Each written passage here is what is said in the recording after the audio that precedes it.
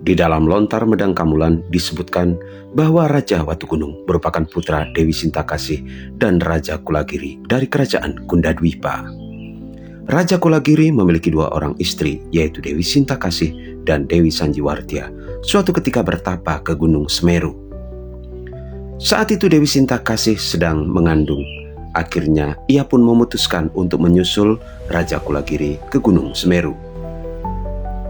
Di tengah perjalanan menuju puncak gunung, Dewi Sintakasih melahirkan tepat di atas batu besar yang datar. Tanpa disadari, sang bayi yang dilahirkan terjatuh. Namun anehnya, sang bayi tak cacat sedikit pun. Yang lebih aneh lagi, batu besar yang ditimpa bayi tersebut justru terbelah menjadi dua bagian. Atas anugerah Dewa Brahma, bayi Dewi Sintakasih tersebut diberi nama Iwatu Gunung. Dewa Brahma bersabda bahwa Watu Gunung akan menjadi seorang yang sakti dan terkenal. Dewa Brahma bersabda ia tidak akan mati terbunuh oleh Dewa Detya, Denawa, Asura maupun manusia. Akan tetapi Watu Gunung hanya dapat dikalahkan oleh Dewa Wisnu yang berwujud sebagai kura-kura atau kurma awatara.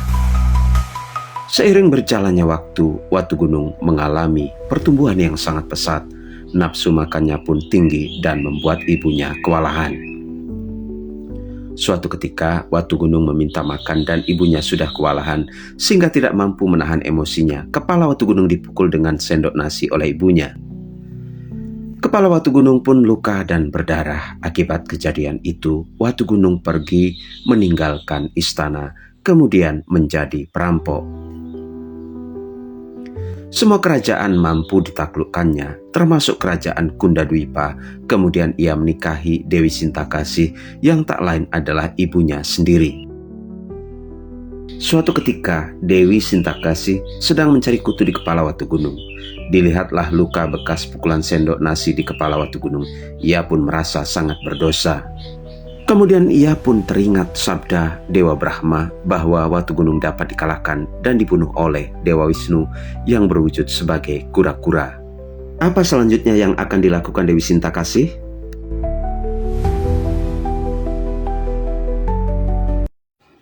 Dewi Sintakasih kemudian memohon kepada Watu Gunung agar menjadikan Dewi Sri Laksmi yang tak lain adalah sakti Dewa Wisnu untuk dijadikan sebagai madu.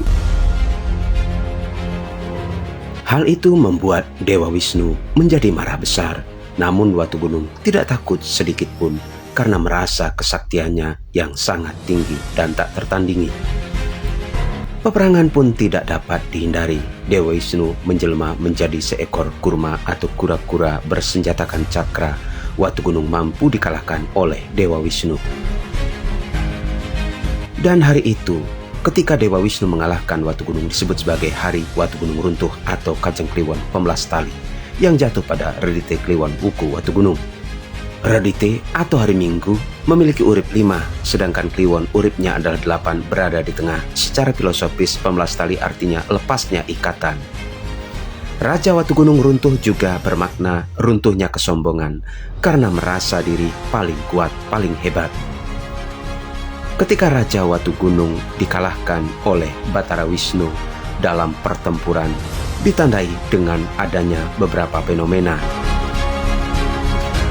Bila ia jatuh di laut, maka cuaca akan panas, dan bila sang raja jatuh di darat, maka akan terjadi hujan. Demikianlah mitologi Hari Watu Gunung Runtuh.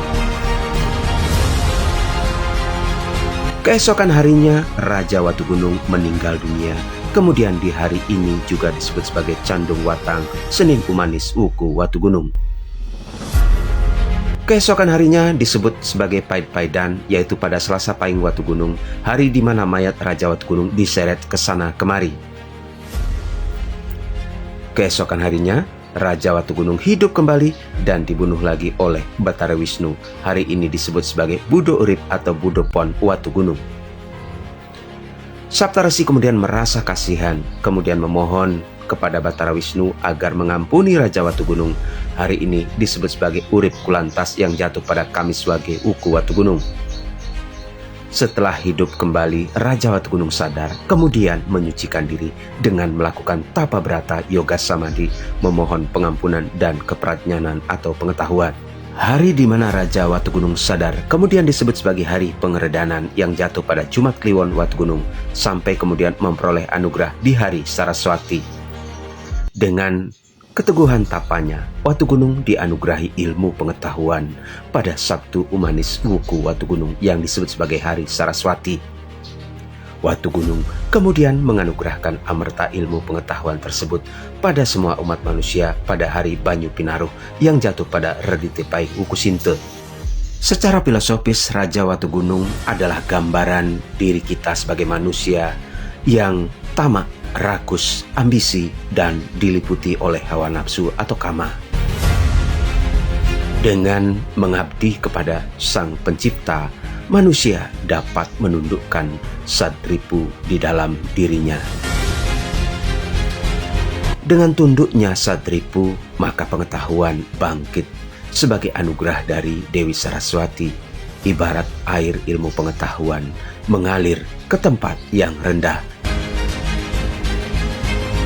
Dengan kerendahan hati pula, orang yang berilmu selanjutnya menggunakan ilmu pengetahuan itu untuk mengabdi kepada sesama.